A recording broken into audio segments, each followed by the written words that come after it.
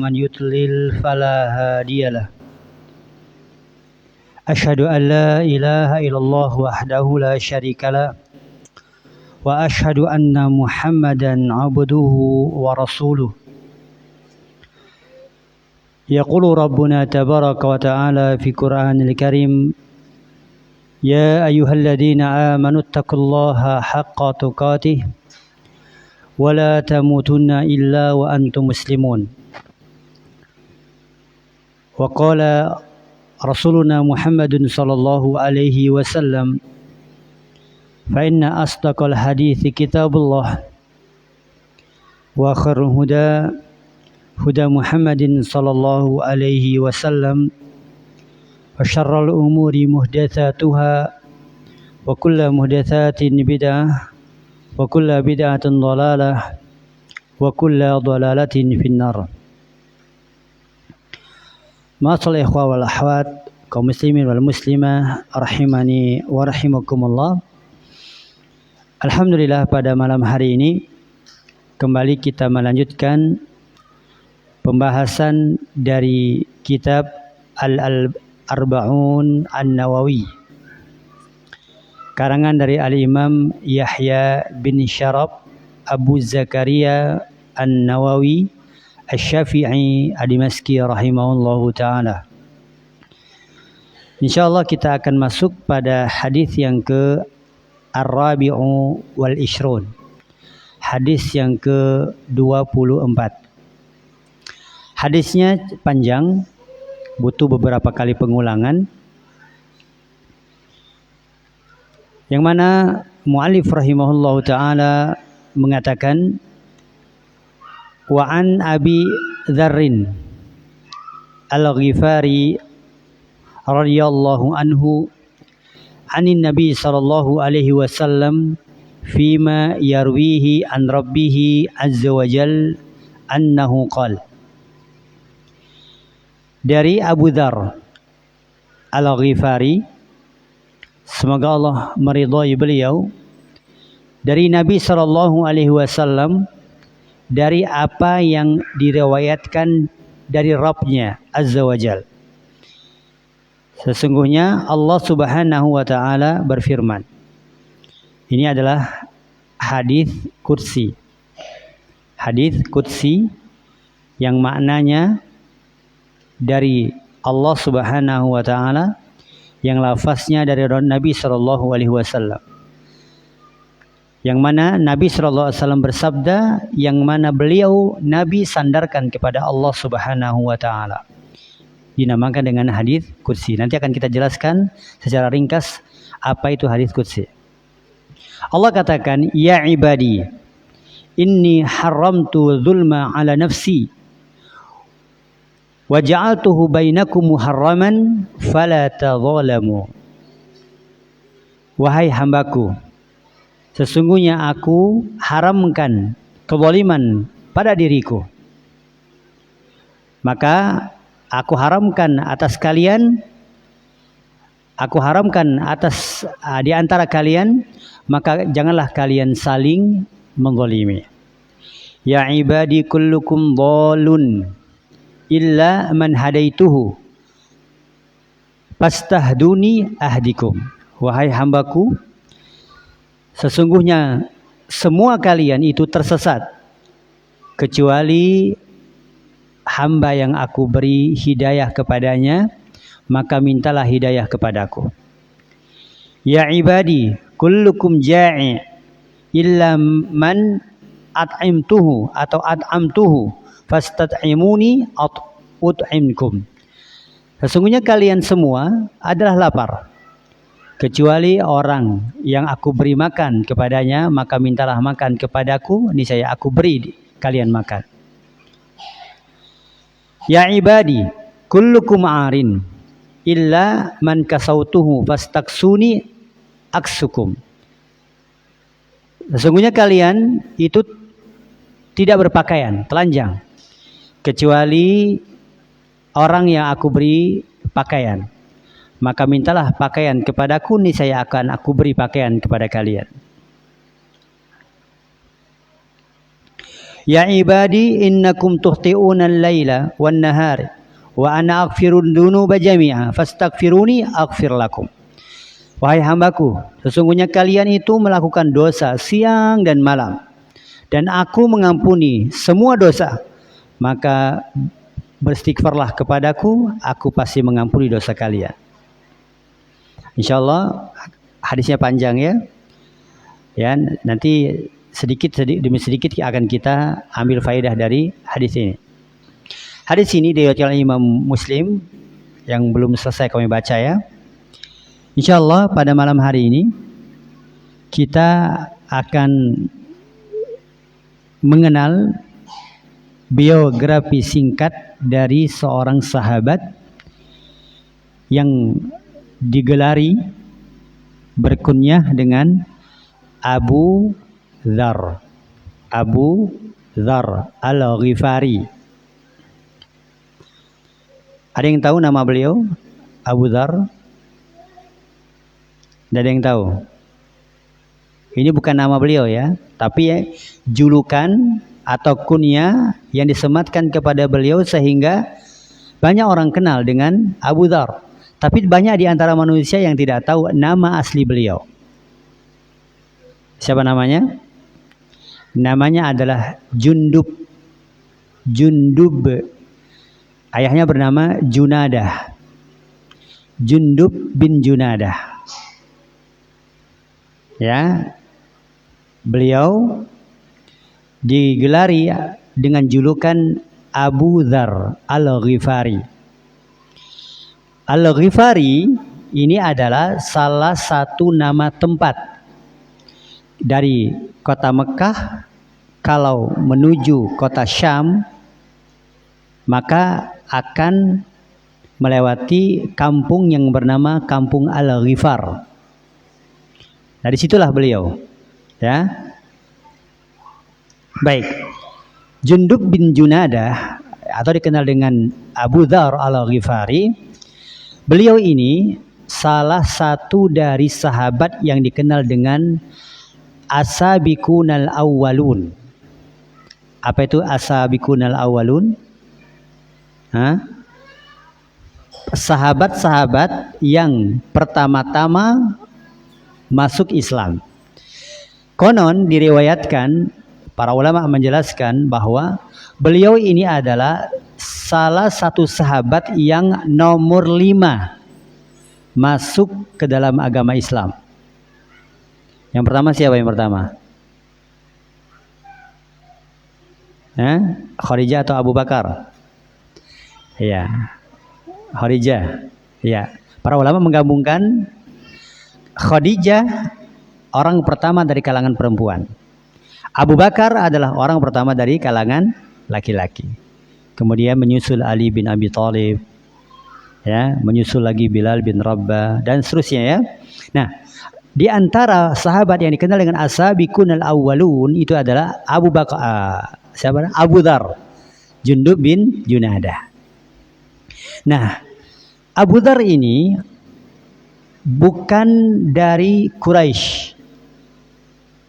Bukan orang Quraisy. Loh, kok bisa? Orang bukan Quraisy, bukan orang Quraisy, berarti kan tidak tinggal di Mekah. Tidak tinggal di sekelilingan Ka'bah. Tapi kok termasuk daripada As-Sabiqunal Awwalun? Kisahnya, beliau ini di kampungnya sudah banyak mendengar tentang bagaimana Nabi Shallallahu Alaihi Wasallam, bagaimana tentang cerita-cerita yang positif, yang negatif, simpang siur berita ini tentang Nabi Shallallahu Alaihi Wasallam. Ada yang mengatakan dia adalah seorang nabi, utusan Allah. Ada juga kabar yang sampai kepada beliau ini adalah orang pendusta, tukang syair, tukang sihir, banyak simpang siur. Ya. Maka dijelaskan di sana, beliau ini ada saudara yang bernama Unais. Ya, namanya saudaranya ini adalah Unais. Nah, Beliau bertiga bersama ibunya, Abu Dzar, Unais, dan ibunya itu ingin sekali pergi ke Mekah. Memang dari dulu Mekah itu memang tujuan setiap orang. Kalau kita baca tafsir daripada surat Quraisy yang mana ya kota Mekah itu tidak punya potensi apa-apa, gersang, ya kan, nggak ada tumbuh-tumbuhan, gersang. Oleh karenanya Allah Subhanahu Wa Taala jadikan tempat itu yang Allah tanamkan di situ rumahnya, ya tempat lahirnya Nabi, ya banyak kisah-kisah keutamaan-keutamaan kota Mekah. Maka Allah Subhanahu Wa Taala jadikan ya kota Mekah itu tempat tengah-tengah dari antara Yaman dengan antara Syam. Yaman itu subur sekali dengan pertaniannya. Syam itu dengan pakaian, keperluan-keperluan bukan daripada hasil bumi. Nah, terlalu jauh apabila orang Yaman butuh pakaian datang ke Syam.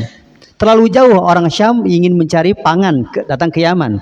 Makanya mereka berkumpul di kota Mekah. Jadi kota Mekah itu ya tempat berkumpulnya orang Yaman, orang Syam berkumpul di situ.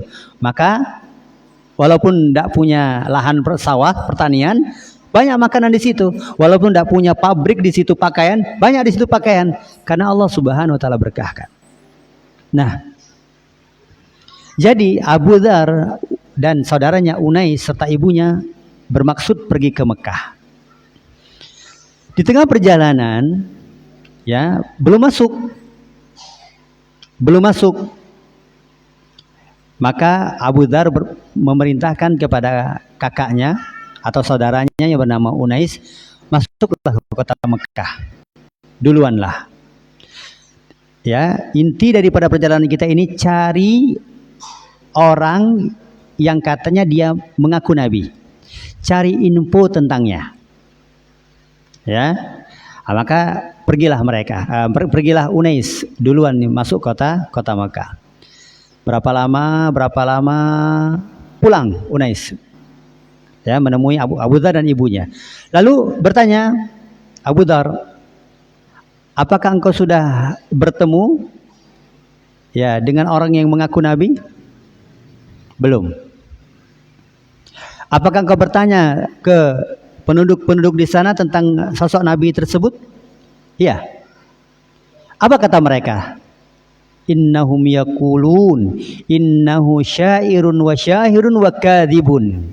Mereka mengatakan yang orang yang mengaku nabi itu adalah seorang yang syair, ya tukang syair saja, pintar mengolah bahasa, indah kata-katanya, atau syahir, tukang syair ketika berbicara ucap tuh orang tuh ya begitu, pasti ikut dengan dia. Syahir, tukang sihir, atau kadzib, hakikatnya dia pendusta. Kata Abu Dzar, bagaimana menurutmu tentang pendapat orang-orang itu, perkataan orang-orang itu terhadap nabi itu? Kata Unais, aku ini adalah ahli syair. Aku ini setiap harinya tukang melantunkan syair. Dan aku tahu bahwasanya yang keluar dari ucapan-ucapan nabi itu bukan syair. Itu ucapan bukan sembarang ucapan, tertata rapi. Tidak bisa menandingi kata-kata kalamnya manusia. Kata Unais. Kemudian dia apakah sahir? Aku banyak bergaul dengan orang-orang tukang sihir. Dia itu bukan tukang sihir. Aku tahu tentang bagaimana ciri-ciri tukang sihir. Dia itu bukan tukang sihir.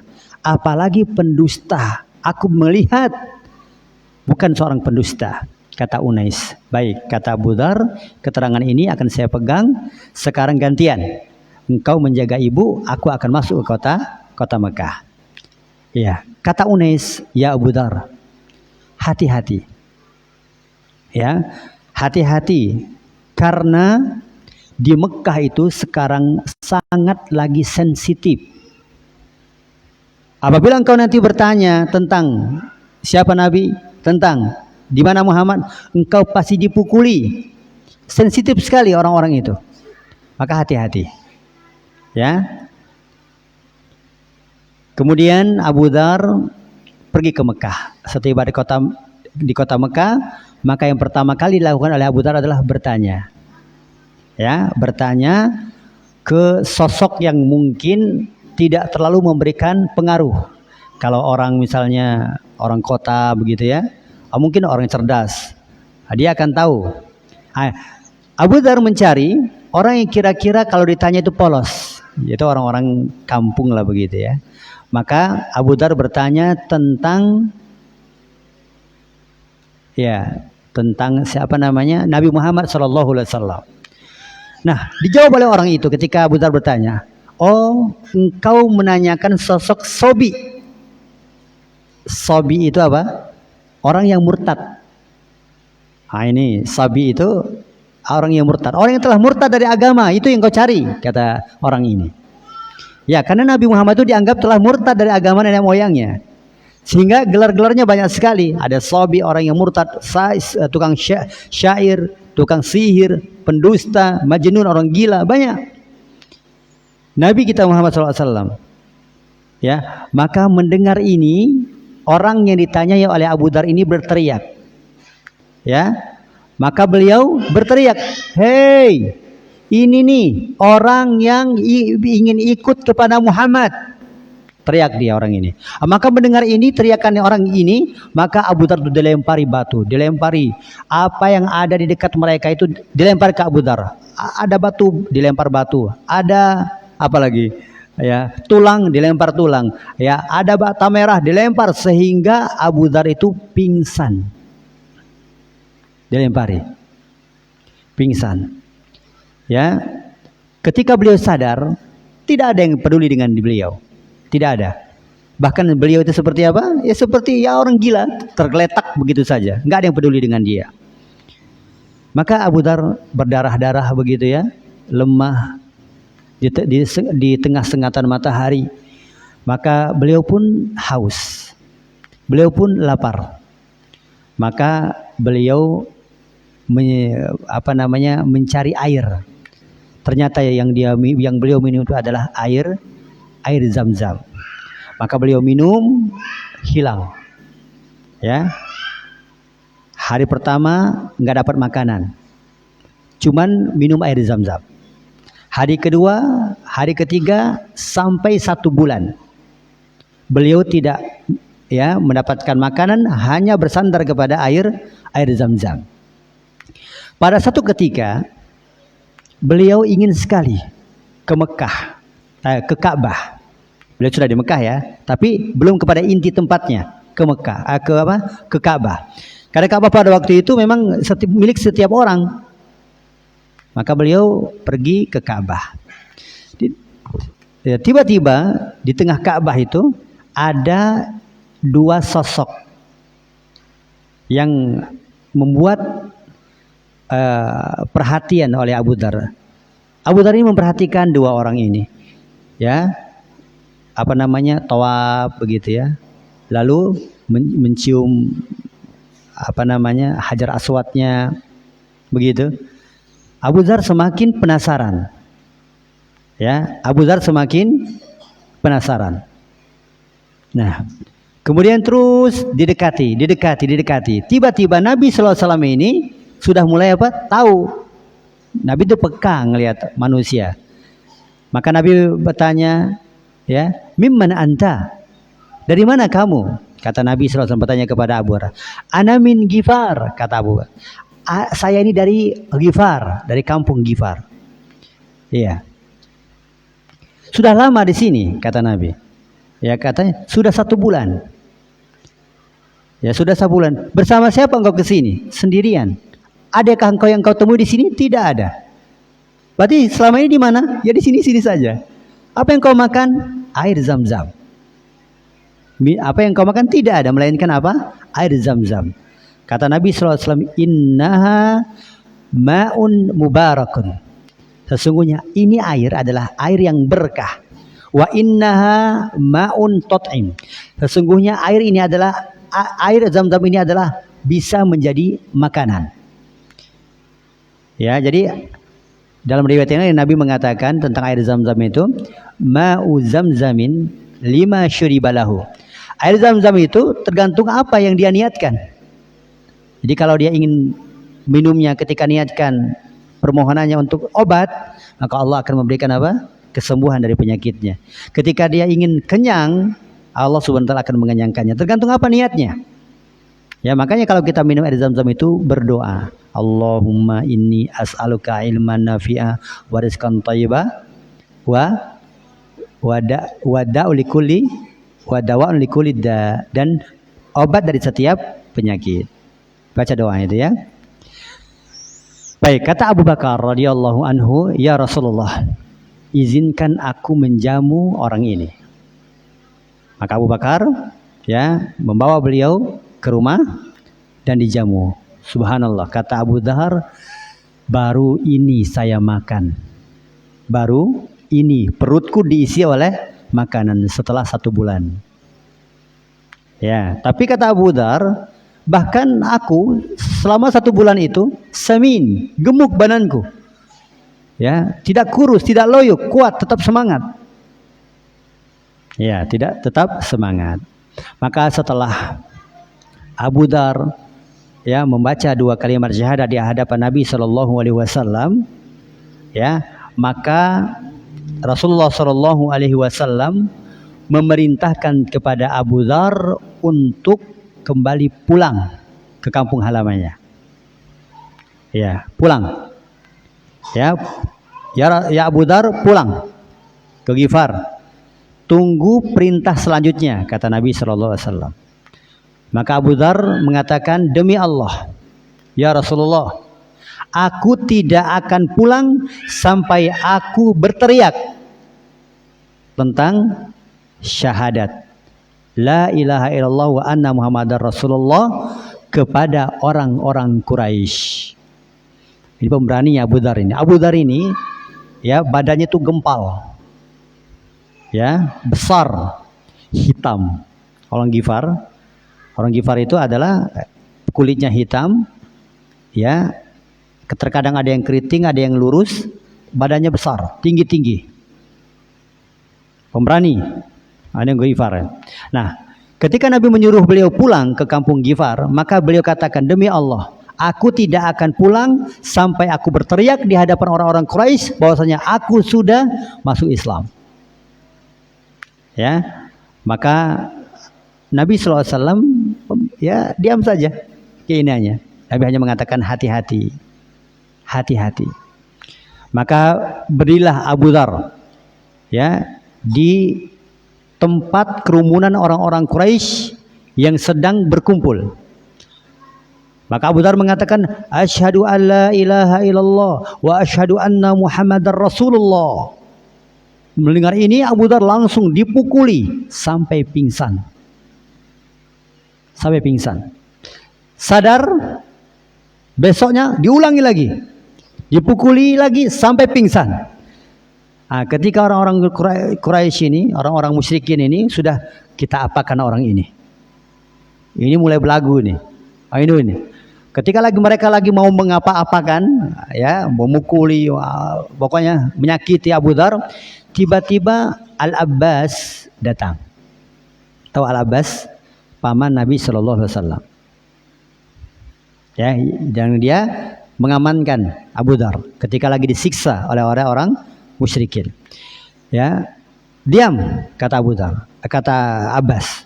Celaka kalian, wailakum, celaka kalian. Ini orang Ghifar. Celaka kalian. Ini adalah orang Ghifar. Bukankah kalian ketika berdagang ke Syam, kalian pasti lewat kampung Ghifar? Ketika terdengar nanti ada orang Ghifar meninggal di tangan kalian, hati-hati. Kalian tidak bisa datang ke Syam. Kalian akan apa? Kalian akan dihambat oleh mereka. Ini kata Abbas. Mikir nih orang-orang musyrikin, gak berani lagi mukulin Abu Dhar Al-Ghifar. Kenapa? Khawatir nanti gak bisa jadi apa? Ke Syam.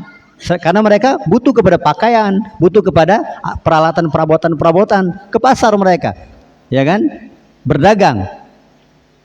Nah, akhirnya mereka membiarkan Abu Dhar, nggak berani lagi. Nah, maka ketika Abu Dhar sudah pulang ke kampungnya, ya, pulang ke kampungnya dan mengislamkan semua penduduk kampungnya, beserta di situ ada suku juga namanya suku Al-Aslam, suku Aslam. Al-Ghifari tetangganya apa ada? Suku Aslam. Gitu ya, tetanggaan. Semuanya masuk Islam. Dikabarkan oleh kepada Nabi SAW bahwasanya Al-Ghifar sudah apa? Masuk Islam. Ya, Aslam juga sudah penduduknya penduduknya itu sudah masuk Islam. Maka Nabi sangat gembira mendengar ini. Maka Nabi SAW mendoakan Ghifar, ghafarallahu lahum. Untuk penduduk Ghifar ini semoga Allah mengampuni mereka. Karena Ghifar itu dari kata ghafara. Ghifar, kampungnya namanya Ghifar kan? Pas, semoga Allah mengampuni mereka yang sudah masuk Islam. Untuk Aslam, ya Aslam ini apa? Salimah, selamat. Semoga Allah menyelamatkan mereka. Ya, sallamallahu ta'ala alaihim. Semoga Allah menyelamatkan mereka. Iya. Baik. Jadi Abu Dzar ya masuk Islam bersama rombongan, demikian juga suku Aslam masuk Islam. Ya. Maka beliau pun ikut berhijrah.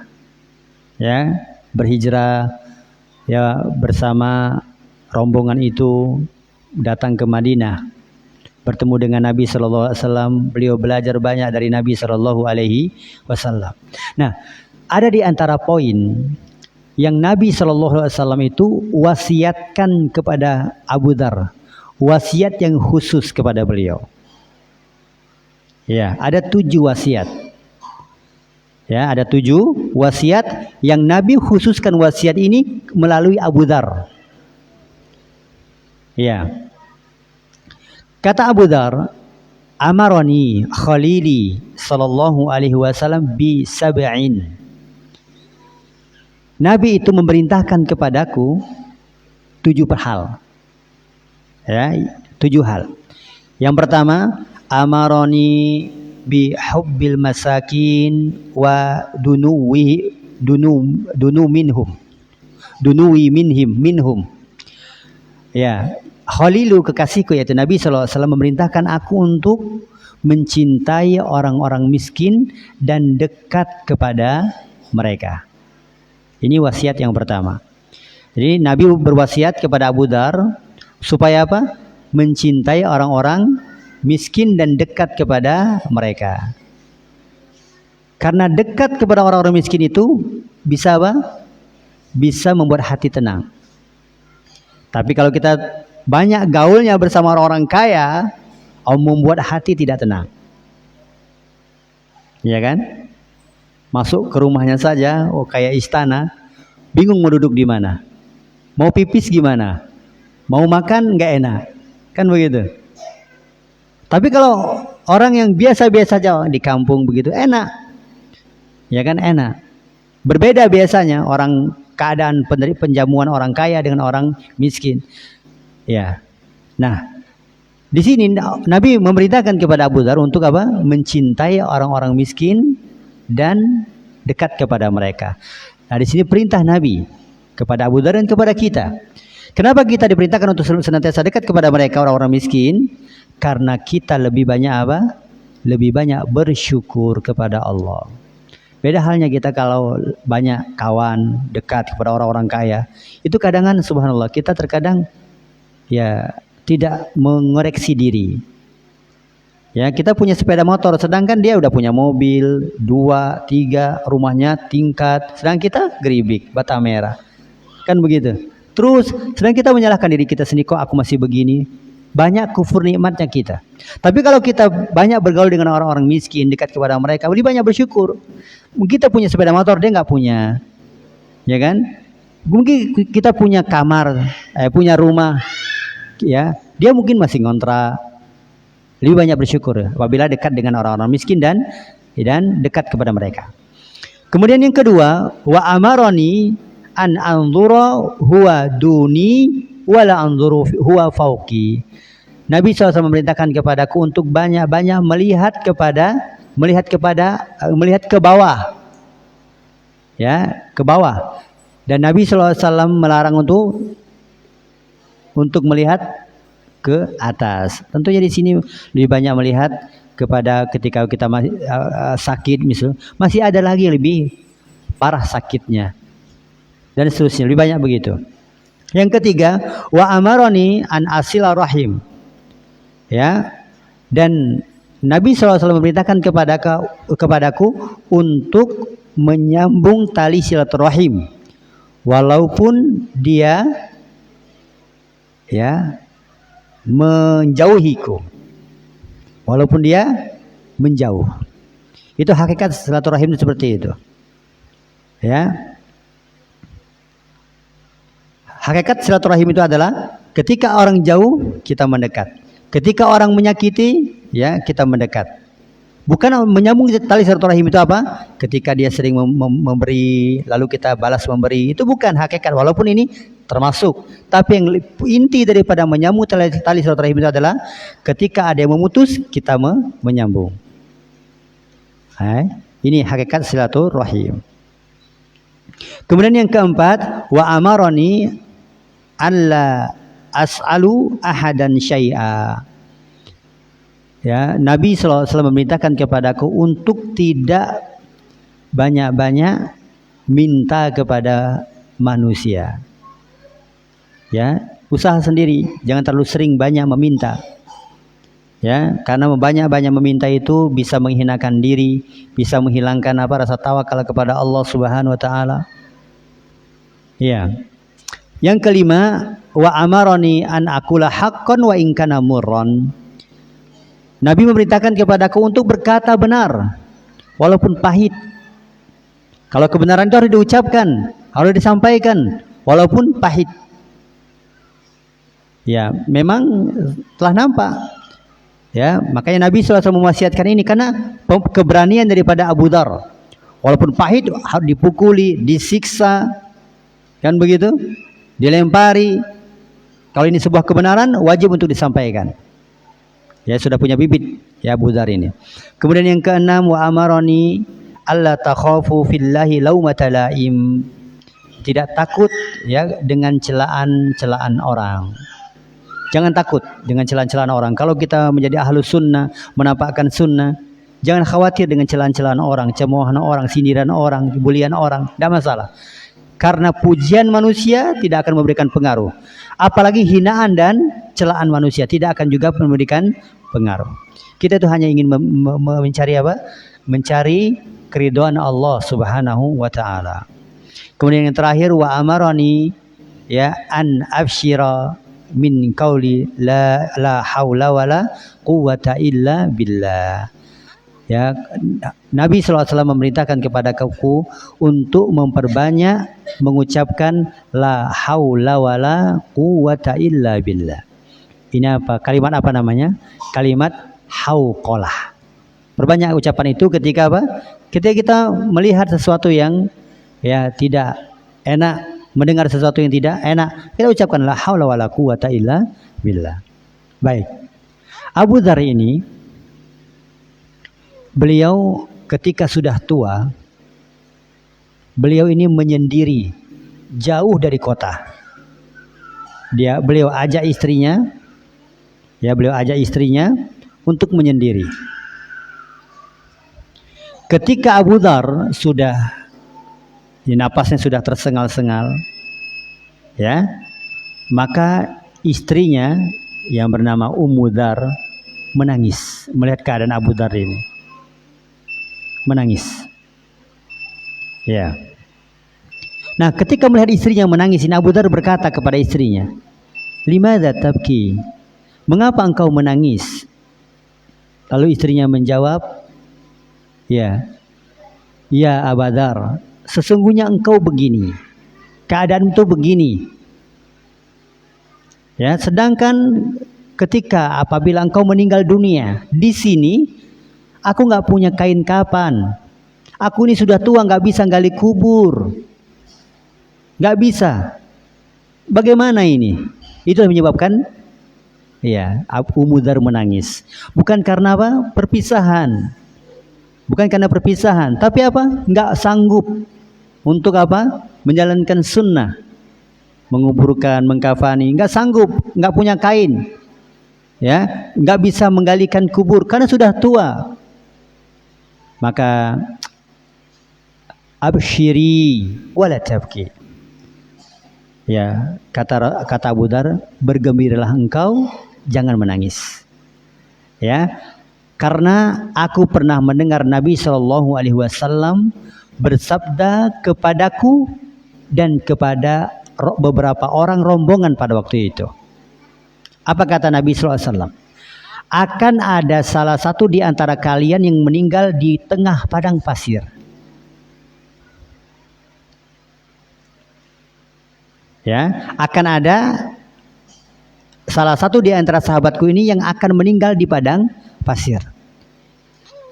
Dan setelah meninggalnya akan datang serombongan kaum muslimin untuk penyelenggaraan jenazah di situ. Dan kata Abu Dzar, dan semua rombongan itu yang bersamaku mendengar hadis itu semuanya telah meninggal kecuali aku. Kira-kira siapa ini? Salah satu dari antara rombongan itu yang meninggal di padang pasir. Ya akulah itu orangnya, kata Abu Dzar. Coba, kau lihat ada orang nggak? Keluarlah Abu Dzar, lihat, minta tolong, teriak, nggak ada siapa-siapa. Ternyata apa? Ketika kembali lagi, Abu Dzar sudah meninggal dunia. Berlari ke sana kemari Abu Dzar untuk minta pertolongan. Ternyata dilihat itu ada banyak rombongan. Di antara rombongan itu adalah Abdullah bin Mas'ud. Abdullah bin Mas'ud, Ibnu Mas'ud. Nah, Ibnu Mas'ud melihat di sini kok ada perempuan sendirian menangis begitu ya. Bertanyalah. Sesungguhnya kata Ummu Dzar, suamiku telah meninggal dunia. Aku nggak bisa ngapa-ngapain. Di situ orangnya. Ya, maka datanglah Abdullah bin Mas'ud. Melihat ternyata apa? Ternyata ternyata itu adalah Abu Dzar. Beliau mengucapkan alhamdulillah. Bukan innalillahi wa inna ilaihi raji'un ya. Alhamdulillah. Aku berjumpa dengan seorang sahabat yang pernah menemani Nabi Shallallahu Alaihi Wasallam, yang kami bisa melakukan apa? Melakukan kebaikan untuknya. Ya, akhirnya dikuburkan Abu Dzar. Ini termasuk apa? Keajaiban hadis Nabi Shallallahu Alaihi Wasallam. Baik, masyaallah muslimin rahimani wa rahimakumullah, sedikit tentang biografi singkat dari sahabat. Siapa namanya tadi? Jundub bin Junada. Kalau nama bukan Abu Dzar, itu bukan nama. Jundub bin Junada yang dikenal dengan Abu Dzar Al-Ghifari. Baik. Banyak perperangan beliau, luar biasa. Kalau mau lihat baca ya, luar biasa beliau ini. Radhiyallahu anhu. Baik. Azan dulu, sejenak kita akan melanjutkan tentang pembahasan hadis qudsi. Wallahu a'lam bishawab.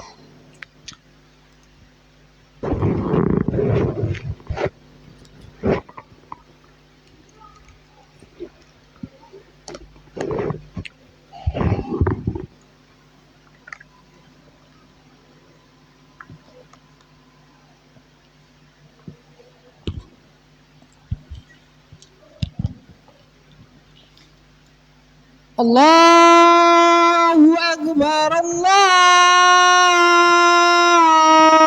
Akbar, Allahu Akbar, Allahu Akbar.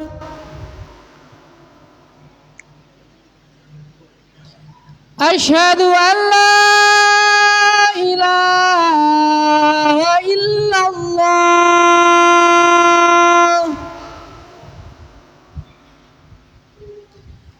Asyhadu an la ilaha illallah.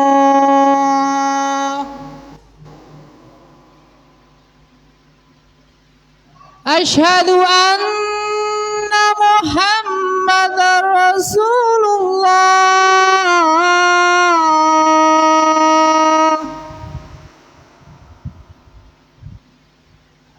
Asyhadu anna Muhammadar Rasulullah.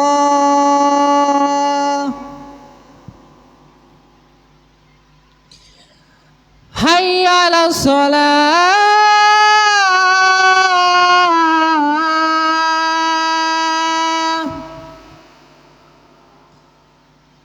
Hayya 'alas salah.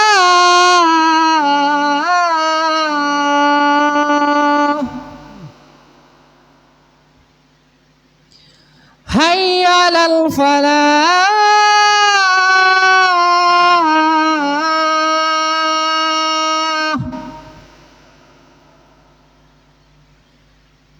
Hayya 'alal falah.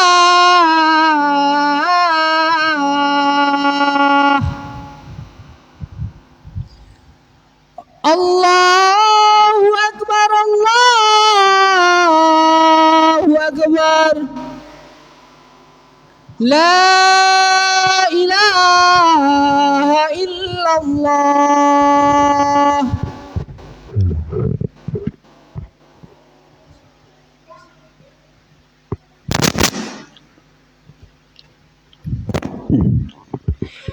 Baik. Alhamdulillahirrabbilalamin wa bihi nasta'in. Assalatu wassalamu asrafil anbiya'i wal mursalin wa ala alihi wa sahbihi ajma'in, amma ba'du. Ikhwan wa akhwat rahimani wa rahimakumullah, kita lanjutkan fima yarwihi an rabbihi azza wa jal. Kata Abu Dzar dari Nabi sallallahu alaihi wasallam, dari apa yang diriwayatkan Rabbnya azza wa jal. Sebagaimana kata Abu Dzar di sini, inilah dinamakan dengan hadis qudsi. Ucapan Nabi yang Nabi sandarkan kepada Allah Subhanahu wa taala. Ya, kalau lafaz maknanya dari Allah, lafaznya dari Allah, maknanya dari Allah itu Al-Qur'an. Kalau lafaznya dari Rasulullah, maknanya dari Rasulullah itu apa namanya? Hadis. Hadis. Tapi kalau lafaznya dari Rasulullah, maknanya dari Allah, Nabi sandarkan kepada Allah, maka ini dinamakan dengan hadis qudsi. Bisa ya, ada 3 itu ya, ada Al-Qur'an, hadis qudsi, dan hadis. Hadis. Ya. Lalu apa perbedaan antara hadis qudsi dengan Al-Qur'an? Yang pertama tadi, ya, Al-Qur'an itu lafaz dan makna dari Allah. Lafaz dan makna dari Allah. Nabi hanya menyampaikan saja. Adapun hadis qudsi, lafaznya dari Rasulullah dan beliau sandarkan kepada Allah. Maknanya dari Allah. Ini perbedaan yang pertama. Perbedaan yang kedua, hadis qudsi itu, ya, kalau kita membacanya itu bukan sebuah ibadah. Kalau Al-Qur'an, kalau kita membacanya itu adalah sebuah ibadah. Ya. Apa maksudnya? Kalau Al-Qur'an, kalau kita membacanya sebagai ta'abbud, per hurufnya apa? Pahala. Ya, per hurufnya adalah pahala. Kata Nabi sallallahu alaihi wasallam, "Man qara'a harfan min kitabillah falahu bihi hasanah wal hasanatu bi asyri amsalihha. La aqulu alif lam min harfun walakin alifun harfun wal lamun harfun wa mimun harfun." Barang siapa membaca Al-Qur'an, barang siapa membaca satu huruf dari Al-Qur'an, maka dia akan mendapatkan 1 pahala. Dan 1 itu Allah akan lipatkan menjadi 10. Ya, aku tidak mengatakan, kata Nabi, ketika engkau membaca alif lam mim 1 pahala, tidak, akan tetapi alif 1 pahala, wal lam 1 pahala, wa mim 1 pahala. 3 pahala, alif lam mim dikalikan 10 menjadi 30 pahala. Itu Al-Qur'an. Adapun hadis qudsi tidak seperti itu pahalanya, tidak per hurufnya, tapi ada pahala yang lain. Ini perbedaan yang kedua. Perbedaan yang ketiga, Al-Qur'an, ya, itu mutawatir. Al-Qur'an itu adalah mutawatir. Pasti sahih. Adapun hadits qudsi ada yang sahih, ada yang dhaif, Ada yang lemah, ada yang hasan. Ya, tergantung daripada yang membawakan jalurnya. Hadits qudsi, tidak semuanya apa? Sahih. Tidak semuanya mutawatir. Adapun Al-Qur'an semuanya mutawatir. Nah, itu yang ketiga. Perbedaan yang keempat, Al-Qur'an itu kita tidak boleh mendatangkan Al-Qur'an itu secara makna. Misalnya kita, ada sebuah ayat yang kita baca misalnya, lalu karena kita ragu, kita katakan, au kama qala Allah Ta'ala, sebagaimana ya firman Allah. Ini nggak boleh. Ya, adapun hadits qudsi boleh. Au kama qala Rasulullah sallallahu alaihi wasallam. Ya, ini walaupun ini adalah terletak khilaf para ulama ya, ada yang mengatakan boleh, ada yang tidak boleh, tapi yang benar adalah boleh. Ya. Ini perbedaan yang keempat. Perbedaan yang kelima, kalau Al-Quran itu membuat sah ketika kita baca di dalam sholat. Al-Quran bahkan tidak akan sah sholat kita tanpa membaca Al-Quran, Al-Fatihah misalnya. Adapun hadits qudsi itu tidak boleh kita baca di dalam sholat. Ini 5 perbedaan antara apa? Hadits qudsi dengan Al-Quran. Baik. Hadits qudsi itu di dalam kutubus sittah itu tidak banyak, dikumpulkan oleh para ulama sekitar 200-an kurang lebih. Ya, dikumpulkan oleh para ulama tentang hadits qudsi. Di antara ini, ya, fima yarwi an rabbihi azza wajal. Baik. Allah Subhanahu wa taala mengatakan sampai 7:30 ya. Ya. Ya ibadi. Allah katakan, wahai hambaku. Wahai hambaku.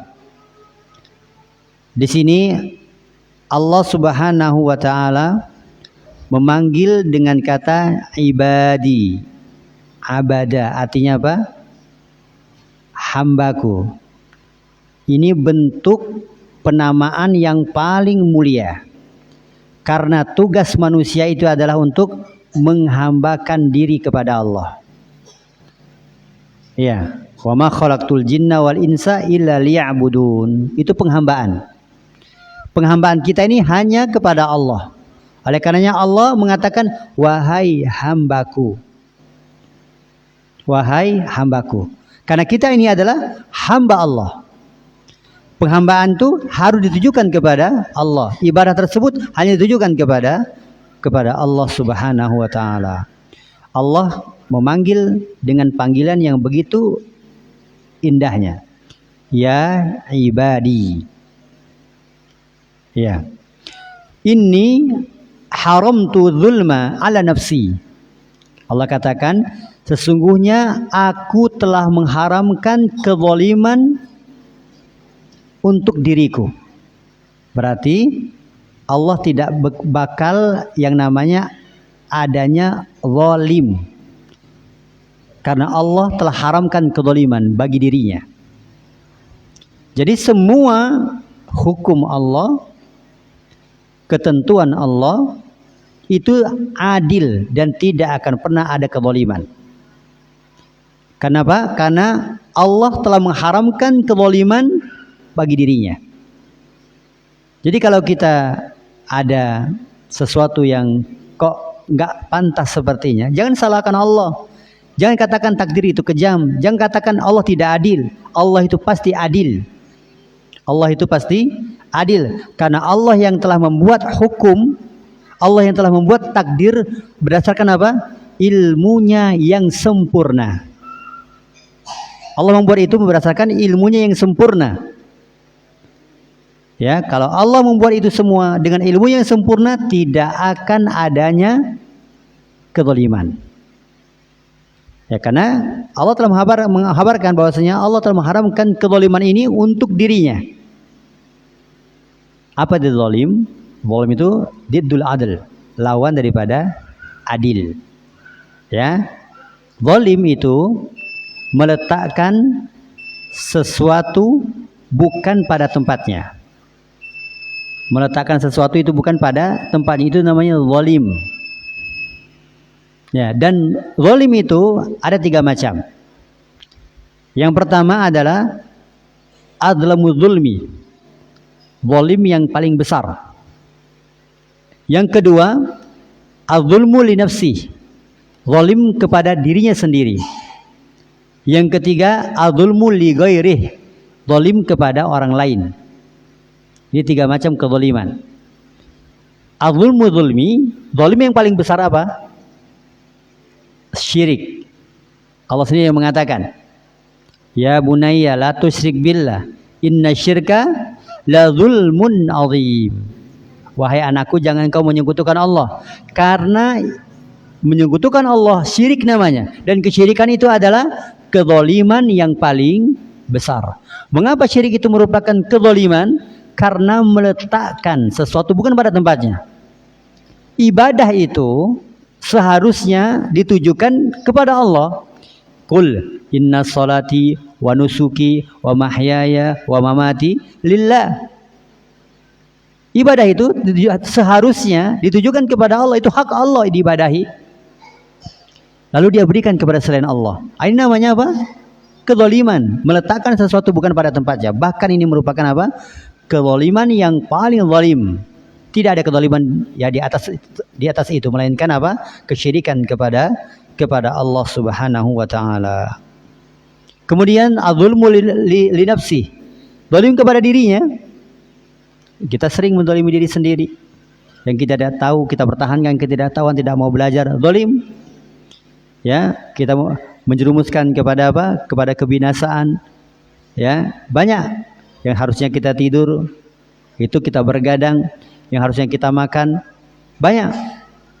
Ya, zalim baik dalam rangka beribadah, baik dalam rangka dalam rangka beribadah. Nabi SAW itu telah mengarahkan semuanya. Waktu-waktu untuk kita, ya, ibadah-ibadahnya kapan, berapa jumlahnya, itu ikuti aja Nabi Shallallahu Alaihi Wasallam tentang tata cara ibadah kepada Allah. Ya, ikuti saja Nabi. Karena apa? Karena itu pasti sesuai dengan keadaan manusia. Kemudian yang ketiga adalah adzulmu li ghairi, menzalimi orang lain. Ya, menzalimi orang lain.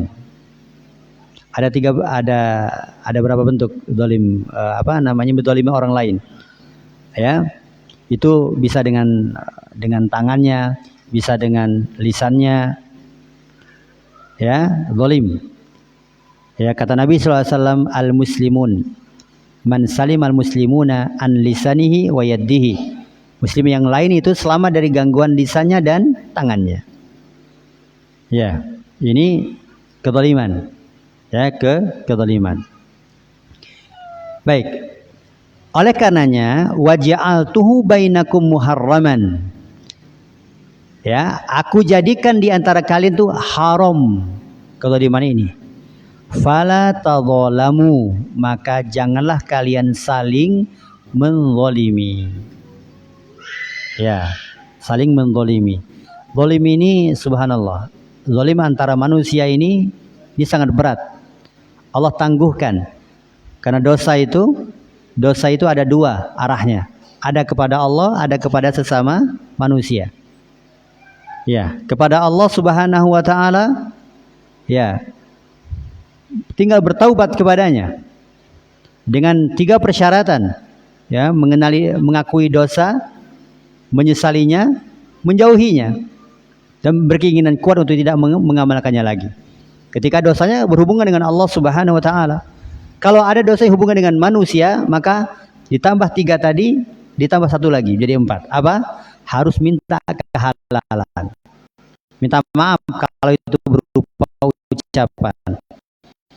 Dikembalikan barangnya kalau berupa barang. Ini ya, karena dalam riwayat dari Rasulullah Nabi pernah bertanya tentang siapa orang yang bangkrut. Ini kezaliman. Ya, karena kezaliman itu Nabi SAW katakan bahwa dzulumatu yaumal qiyamah. Itu merupakan apa? Kegelapan pada hari kiamat. Ya, sedangkan pada hari kiamat itu kita sangat butuh lentera, butuh cahaya.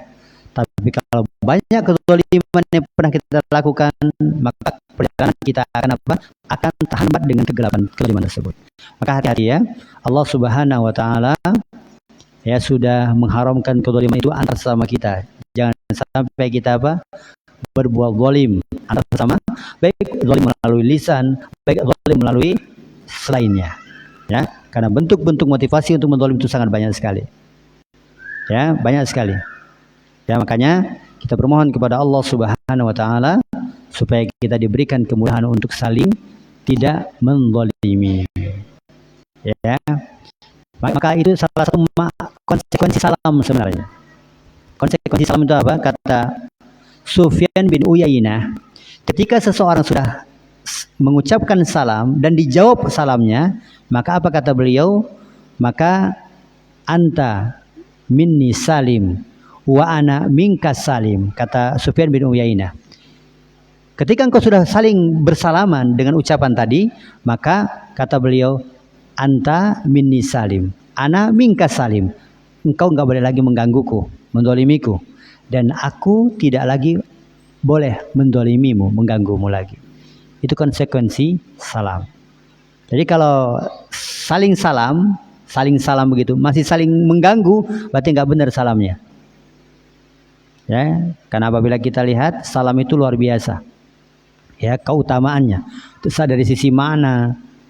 Ya, bahwasannya dari sahabat Abdullah bin Salam, ya, Abdullah bin Salam, beliau ini masih seorang Yahudi. Ketika Nabi pertama kali menginjakkan kaki di kota Madinah, para sahabat semuanya berkumpul untuk menunggu kehadiran Nabi, menyambut kehadiran Nabi. Nah, di sana di antara jajaran manusia itu ada Abdullah bin Salam. Kata beliau, aku masih orang Yahudi pada waktu itu. Aku ingin melihat Nabi. Tidaklah aku lihat bahwa beliau ini seorang penduta. Dan aku ternyata yang aku dengar pertama kali ucapan beliau ketika pertama kali menginjakkan kaki di kota Madinah apa? Absus salam. Tebarkanlah salam. Wa'aitmut tu'am. Beri banyak-banyak memberikan makan. Wa asil alham, menyambung tali silaturahim. Iya. Jadi masyaallah. Mungkin ini ma'asyiral muslimin rahimani wa rahimakumullah, pembahasan kita tentang hadis yang ke-24. Ini masih panjang. Masih panjang karena banyak hal yang perlu kita ketahui tadi tentang hadis qudsi ini. Baik. Mungkin ini yang bisa disampaikan. Afwan ya, enggak terlalu malam. Kalau saat yang lain mungkin sampai jam 9 jam 10 ya. Baik, ada yang ingin tanyakan, nggak, silahkan.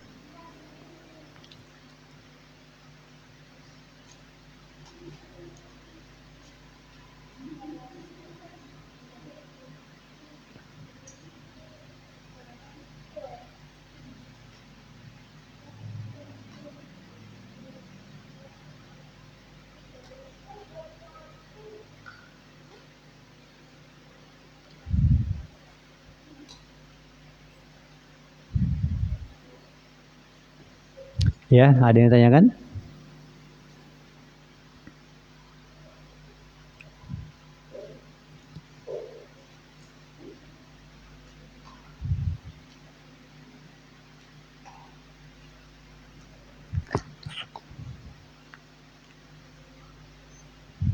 Baik, kalau tidak ada, sudah cukup ya? Cukup, baik. Kalau tidak ada yang ingin ditanyakan, kami anggap cukup pertemuan kita pada malam hari ini. Semoga Allah Subhanahu wa taala senantiasa membimbing kita, menjaga kita berdasarkan hidayah di atas Islam dan sunnah, dan mengumpulkan kita bersama orang-orang soleh, bersama orang-orang yang Allah Subhanahu wa taala cintai pada hari kiamat nanti. Kita tutup dengan membaca doa kafaratul majelis. Subhanakallahumma wa bihamdika asyhadu an la ilaha illa anta astaghfiruka wa atubu ilaik. Assalamualaikum warahmatullahi wabarakatuh.